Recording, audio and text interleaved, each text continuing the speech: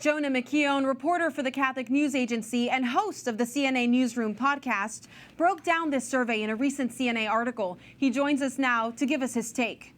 Jonah, it's great to be with you. The researchers suspected that life satisfaction for priests, which is lower now than it was in 2002, is affected by the way we live our lives. What did the survey say about that? Right, Montse. So the researchers who did the survey, they did offer some of their predictions, their takes on why the morale of priests may be going down.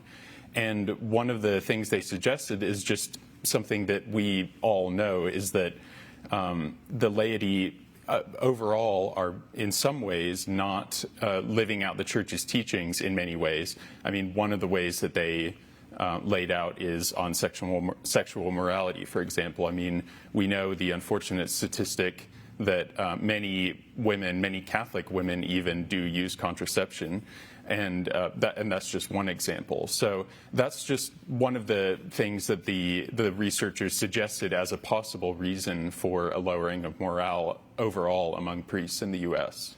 And the survey also made clear that there's a perception that younger priests, comparing them to other generations or more recently ordained priests, on average are more theologically orthodox or conservative. And there were two parts to that: beliefs about salvation and beliefs about sin. What was the construct of the salvation piece? Right, that's a good question. So as you mentioned, in terms of orthodoxy, that the way that the researchers tested that was by a single question, which basically was, do you, meaning the priest being asked, do you believe that faith in Jesus Christ is the sole means of salvation? And so in terms of the answers they got to that question, they found that among priests who self-identified as conservative, almost all of them, I think nearly 90%, said, yes, faith in Jesus Christ is the only means of salvation.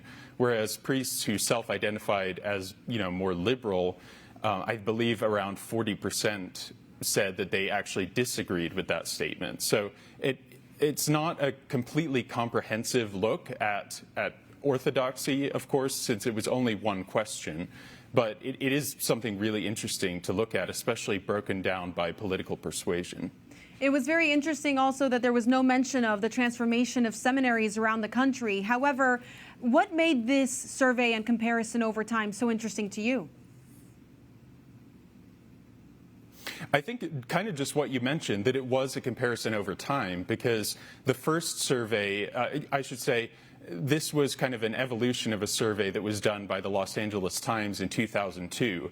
And as many of your viewers probably know, 2002, similar to 2018, was a pretty tumultuous year for the church because there were many revelations about sexual abuse and all this kind of thing.